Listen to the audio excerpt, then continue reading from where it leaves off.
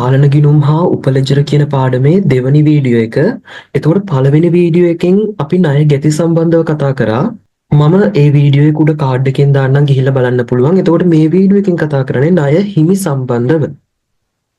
හරි, මුලින්ම මෙන්න මේ විදිහට ගැනුම් ජර්නලයක් දීලා තියෙනවා. අපි මෙන්න මේ ගැනුම් ජර්නලයේ තියෙන දේවල් පොදු ලෙජරයට හා උපලෙජරයට දාමු. මුලින්ම අපි මේක පොදු ලෙජරයට දාමු. පොදු ලෙජරයට දාද්දි නම් ලේසි.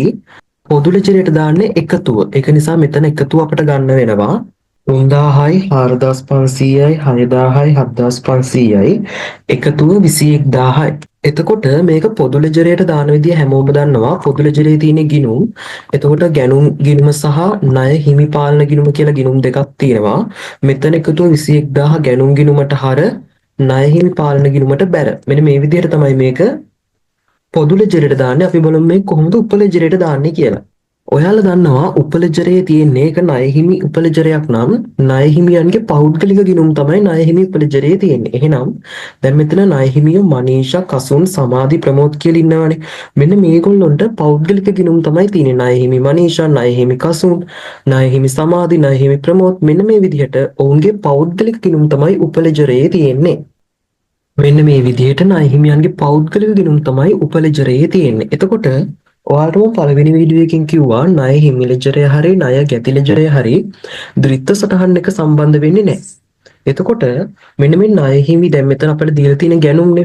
මෙන්න මේ ගැනුම් වටිනාකම ඒ ණය හිමියන්ට අදාළ ගැනුම් වටිනාකම ඔවුන්ගේ පෞද්ගලික ගිණුමට බැර කරන්න ඕන. ගැනුම් හර ණය හිමි පාලන බැරනේ. ගැනුම් කියලා ගිණුමක් නැහැ. ණය හිමි විතරයි තියෙන්නේ. ඒක නිසා අදාළ වටිනාකම් ඔවුන්ගේ ගිණුම් වලට බැර කරන්න ඕන. දැන් මෙතන මනීෂාගේ ගැනුම් 3000යිනේ. එහෙනම් ගැනුම් කියලා මනීෂාගේ ගිණුමට 3000ක් අපි බැර කරන්න ඕන. මෙන්න මේ විදිහට මම මනීෂාගේ ගැනුම් 3000 මනීෂාගේ ගිණුමට බැර කරනවා.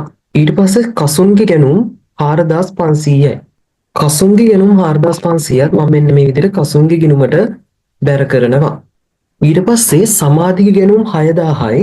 සමාධිගේ ගැනුම් 6000ම සමාධිගේ ගිණුමට මේ විදිහට බැර කරනවා. එතකොට හරසටහනක් යන ගැනුම් ගිණුමක් මේකේ නෑ. උන්ගේ පෞද්ගලික ගිණුම විතරයි තියෙන. එතකොට උන්ගේ පෞද්ගලික වටිනාකම් පෞද්ගලික ගිණුම් වලට දාගෙන යන එක විතරයි මේකෙදි කරන්නේ. ඊට පස්සේ ප්‍රමෝද්ගේ ගැනුම් 7500යි. ඒක ප්‍රමෝද්ගේ ගිණුමට බැර කරනවා. ප්‍රමෝද්ගේ ගැනුම. ප්‍රමෝද්ගේ ගැනුම මම එයාගේ ගිණුමට දානවා. මෙන්න මේ විදිහට තමයි උපලෙජරය හදාගෙන යන්නේ. එතකොට ඔයාලා ගන්න උපලෙජරය හදලා අන්තිමට මේක ශේෂ කරලා අපිට පුළුවන් මේ ශේෂ දාලා හදන්න ණය හිමි ශේෂ ලැයිස්තුව හදන්න පුළුවන්. ණය හිමි ශේෂ ලැයිස්තුව මේ විදිහට හදන්න පුළුවන්. ණය හිමි ශේෂ ලැයිස්තුවේ තියෙන්නේ ණය හිමි මනීෂාගේ ගිණුමේ ශේෂය, ණය හිමි කසුන්ගේ ගිණුමේ ශේෂය. ඒ විදිහට ණය හිමියන්ගේ වෙන වෙනම ශේෂ අපිට ණය හිමි ශේෂ ලැයිස්තුවේ දාලා එකතු කරන්න පුළුවන්. මෙන්න මේ විදිහට ඒගොල්ලොන්ගේ ශේෂ ටික අපිට දාලා එකතු කරගන්න පුළුවන්. එතකොට ණය හිමි ශේෂ ලැයිස්තුවෙන් මෙතෙන්ට එන ශේෂයම පොදු ලෙජරයේ ණය හිමි පාලන ගිණුමේ ශේෂයට එන්න. කියන්නේ ණය හිමි පාලන ගිණුමේ ශේෂයත් ණය හිමි ශේෂ ලැයිස්තුවේ එකතුවත් සමාන වෙන්න ඕන. අපි ඊට පස්සේ බලමු එහෙම සමාන නොවන අවස්ථාවක කොහොමද ගාණක් හදන්නේ කියලා. හරි, මෙන්න මේ විදිහට ගාණක් දීලා තියෙනවා 2024 5:31 දිනට ණය හිමි පාලන ගිණුමේ ශේෂය 7800ක් වූ අතර එදිනට එය ණය හිමි ශේෂ ලැයිස්තුවේ එකතුව සමග වෙනස් වේ. මම ඔයාලට කිව්වා ණය හිමි පාලන ගිණුමේ ශේෂයත් ණය හිමි ශේෂ ලැයිස්තුවේ එකතුවත් එකිනෙකට සමාන වෙන්න ඕන. හැබැයි මේක සමාන වෙලා නැහැලු. සමාන වෙලා නැත්නම් මම ඔයාලට පළවෙනි වීඩියෝ එකකින් කිව්වා එක්කෝ මෙන්න මේ ණය හිමි පාලන ගිණුමේ වැරදි වෙලා ඇති. ණය හිමි පාලන ගිණුමේ වැරදි වෙලා ඇති. එහෙම නැත්නම් ණය හිමි ශේෂ ලැයිස්තුවේ වැරද්දක් වෙලා ඇති. එහෙම නැත්නම් පොදු ලෙජරේ වැරද්දක් වෙලා ඇති. එහෙම නැත්නම් උපලෙජරේ වැරද්දක් වෙලා ඇති. ඒක නිසා තමයි මෙන්න මේ ශේෂ අසමාන වෙන්නේ. එහෙම වුණාට පස්සේ ණය හිමි පාලන ගිණුම නැත්නම් පොදු ලෙජරේ වෙච්ච වැරද්ද නිවැරදි කරන්න අපට ඕන වෙනවා සංශෝධිත ණය හිමි පාලන ගිණුම. ඒත් එක්කම උපලෙජරේ එහෙම නැත්නම් ශේෂ ලැයිස්තුවේ වෙච්ච වැරද්ද නිවැරදි කරන්න නම් අපට ඕන වෙනවා ශේෂ ලැයිස්තුව නිවැරදි කිරීමේ ලේඛනය. අපි මේ දෙක දාගෙන බලමු කොහොමද මේ වැරදි ටික නිවැරදි කරන්න කියලා. ඊට පස්සේ ශේෂ අසමාන වෙන්න හේතු ටිකක් අපිට දීලා තියෙනවා. මෙන්න මේ වැරදි ටික අපි නිවැරදි කරන්න ඕන. හරි, මම මෙන්න මේ විදිහට සංශෝධන ණය හිමි පාලන ගිණුමයි ණය හිමි ශේෂ ලැයිස්තුව නිවැරදි කිරීමේ ලේඛනය දාගෙන තියෙනවා. එතකොට සරලවම පොදු ලෙජරේ වෙච්ච වැරද්දක් නම් මේක සංශෝධන ණය හිමි පාලන ගිණුමේ නිවැරදි කරනවා.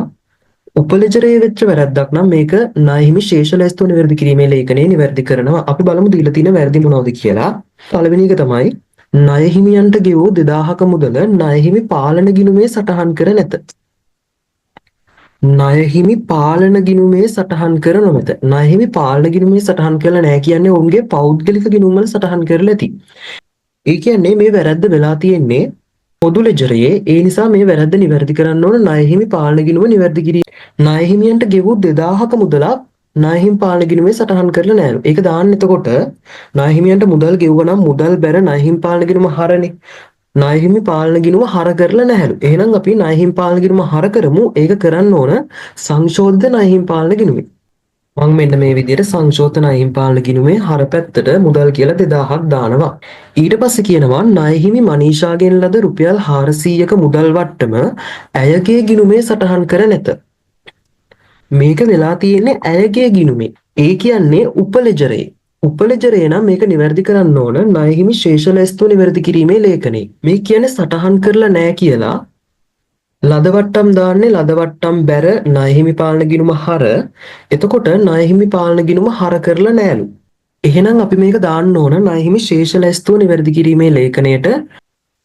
ඒත් එක්ක මතක තියාගන්න මේ ණය හිමි ශේෂ ලැයිස්තුව නිවැරදි කිරීමේ ලේඛනය කියන්නේ මේක ලේඛනයක්නේ. ලේඛනයක් නිසා ධන ඍණ කියලා දෙකක් තියෙනවා. ඒ කියන්නේ මේකේ එකතු වෙන අයිතම තියෙන්න පුළුවන් අඩු වෙන අයිතම තියෙන්න පුළුවන්. එතකොට මේකේ එකතු වෙන්නේ මොනවද? එකතු වෙන විදිහ සරලවම ණය හිමි පාලන ගිණුමෙන් හිතන්න. ණය හිමි පාලන ගිණුම පැත්තෙන් හිතලා ණය හිමි බැර වෙන අයිතමයක් නම් එකතු කරන්න. ණය හිමි හර වෙන අයිතමයක් නම් අඩු කරන්න. ණය හිමි බැර වෙන අයිතමයක් නම් එකතු කරන්න. ණය හිමි හර වෙන අයිතමයක් නම් අඩු කරන්න. හරි. එතකොට මෙතන කියන්නේ ණය හිමි මනීෂාගෙන් ලද රුපියල් 400ක මුදල් වට්ටම ඇයගේ ගිණුමේ සටහන් කරලා නැහැලු. එතකොට මේක දාන්න ඕන ලද වට්ටම් බැර ණය හිමි මනීෂාගේ ගිණුම හරනේ. එතකොට ණය හිමි හර නම් ශේෂ ලැයිස්තුවේ අපි අඩු කරන්න ඕන. ඒ කියන්නේ ලද වට්ටම් කියලා 400ක් අපි ශේෂ ලැයිස්තුව නිවැරදි කිරීමේ ලේඛනයේ අඩු කරන්න ඕන. මම මෙන්න මේ විදිහට 400ක් අඩු කරනවා. හරි. ඊට පස්සේ තියෙන්නේ රුපියල් 5000ක අත්පිට ගැනුම් සම්පූර්ණයෙන්ම මගහැරී ඇත. මේක අත්පිට ගැනුම් නම් ගැනුම් හර මුදල් බැර. ඒතකොට ණය හිමිත් එක්ක මේක කිසිම සම්බන්ධයක් නැහැ. ඒක නිසා මේක අදාළ එකක් නෙමෙයි. මෙතන අත්පිට ගැනුම් වෙනුවට ණයට ගැනුම් වගේ තිබ්බනම් සම්පූර්ණයෙන්ම මගහැරලා. ඒ නිසා සංශෝධිත ණය හිමි පාලන ගැනුමටත් යන්න ඕන. ශේෂ ලැයිස්තුව නිවැරදි කිරීමේ ලේඛනයට යන්න ඕන. මේක ණයට ගැනුම් වගේ වුණා නම් අත්පිට ගැනුම් නිසා මේක මොකකටවත් යන්නේ නැහැ. ඊට පස්සේ කියනවා පමාපොලි 200ක් වූ අතර ඒ පිළිබඳ කිසිදු සටහනක් නැහැලු. පමාපොලි නිසා ණය හිමියන්ට ගෙවන්න ඕන ගාණ තව වැඩි වෙනවා. ඒක නිසා ණය හිමි බැර. එතකොට මේක කිසිදු සටහනක් නැහැ කියන නිසා අපට සංශෝධිත ණය හිමි පාලන ගිණුමට යන්න වෙනවා. ශේෂ ලැයිස්තුව නිවැරදි කිරීමේ ලේඛනයටත් යන්න වෙනවා. එතකොට සංශෝධිත ණය හිමි පාලන ගිණුම බැර පමාපොලි 200යි. එතකොට මේක ණය හිමි බැර වෙන අයිතමයක් නිසා ශේෂ ලැයිස්තුව නිවැරදි කිරීමේ ලේඛනය එකතු වෙනවා පමාපොලි 200යි. මම මෙන්න මේ විදිහට පමාපොලි 200 සංශෝධිත ණය හිමි පාලන ගිණුමට දැම්ම. ණය හිමි ශේෂ ලැයිස්තුව නිවැරදි කිරීමේ ලේඛනයටත් දැම්මා. ඊට පස්සේ කියනවා කසුන්ට ගෙවූ රුපියල් 400ක මුදල වැරදීමකින් දෙවරක් සටහන් වී තිබුණි. මෙය ඔහුගේ ගිණුමේ නිවැරදිව සටහන් කර තිබුණි. ඔහුගේ ගිණුමේ නිවැරදිව සටහන් කරලා කියන්නේ මේක උපලෙජරේ නිවැරදිව දාලා වැරද්ද ඇත්ත. එතකොට පොදු ලෙජරේ මේක නිවැරදි වෙන්න ඕන සංශෝධිත ණය හිමි පාලන ගිණුමේ. එතකොට කසුන්ට ගෙවූ 400 මේක දාන්න එතකොට මුදල් බැර ණය හිමි පාලන ගිණුම හරනේ. ණය හිමි පාලන ගිණුම දෙපාරක් හර කරලලු. එහෙනම් වැඩියෙන් හර කරපු නිසා මම ඒක අඩු කරන්න ණය හිමි පාලන ගිණුම එකපාරක් බැර කරනවා. මම මෙන්න මේ විදිහට මේ වැරද්ද නිවැරදි කරන්න මුදල් කියලා 400ක් ණය හිමි පාලන ගිණුම බැර කරනවා. එතකොට ණය හිමි පාලන ගිණුමේ මෙන්න මෙතන ආරම්භක ශේෂයේ විදිහට කීයද එන්නේ? ආරම්භක ශේෂයේ විදිහට එන්නේ පැවති ණය හිමි පාලන ගිණුමේ වැරදි ශේෂය. ණය හිමි පාලන ගිණුමේ වැරදි ශේෂය අපිට මෙතන දීලා තියෙනවා 7800ලු. මෙන්න මේ 7800 තමයි එතෙන්ට ශේෂයේ විදිහට එන්නේ. හරි. මම මේක මෙන්න මේ විදිහට දාගන්නවා. ඒ වගේම ඔයාලා දන්නවා ණය හිමි ශේෂ ලැයිස්තුවේ උඩ පටන් ගන්නෙ ණය හිමි ශේෂ ලැයිස්තුව අනුව වැරදි ශේෂය. ඒ වගේම මේක අවසන් වෙන්නේ ණය හිමි ශේෂ ලැයිස්තුව අනුව නිවැරදි ශේෂය. මෙන්න මේ ණය හිමි ශේෂ ලැයිස්තුව අනුව නිවැරදි ශේෂයත් සංශෝධිත මුදල් පාලන ගිණුමේ අවසාන ශේෂයත් එකිනෙකට සමාන වෙන්න ඕන. මම මේක ශේෂ කරනවා මේ විදිහට. හරි. මම මෙන්න මේ විදිහට සංශෝධිත ණය හිමි පාලන ගිණුම ශේෂ කරා. එතකොට ශේෂයේ විදිහට 6400ක් එනවා. මම ඔයාලට කිව්වා සංශෝධිත ණය හිමි පාලන ගිණුමේ අවසාන ශේෂයත් ණය හිමි ශේෂ ලැයිස්තුව නිවැරදි කිරීමේ ලේඛනයේ ශේෂ ලැයිස්තුව අනුව නිවැරදි ශේෂයත් එකිනෙකට සමාන වෙන්න ඕන. ඒ කියන්නේ මෙන්න මේ ශේෂයත් මෙතෙන්ට එන ශේෂයත් එකිනෙකට සමාන වෙන්න ඕන. ඒ කියන්නේ මෙතන 6400 කියන අනිවාර්යෙන් මෙතනත් 6400ක් එන්න ඕන. එතන 6400 දාලා උඩට ගියාට පස්සේ අපට පුළුවන් මෙන්න මෙතන ශේෂ ලැයිස්තුව අනුව වැරදි ශේෂය. ඒ කියන්නේ දැන් අපි කියවනේ මේ 3.31ක 7,800ක් තිබ්බා. ඒ ගාන නෙමෙයි ණය ශේෂ ලැයිස්තුවට ආවේ කියලා. අන්නේ වැරදි ශේෂය අපට හොයාගන්න පුළුවන්. එතකොට මේ වීඩියෝ එකෙන් කතා කරන්නේ ණය හිමි සම්බන්ධව. මේ වගේ තව වීඩියෝ එකකින් අපි නැවත හම්බෙමු.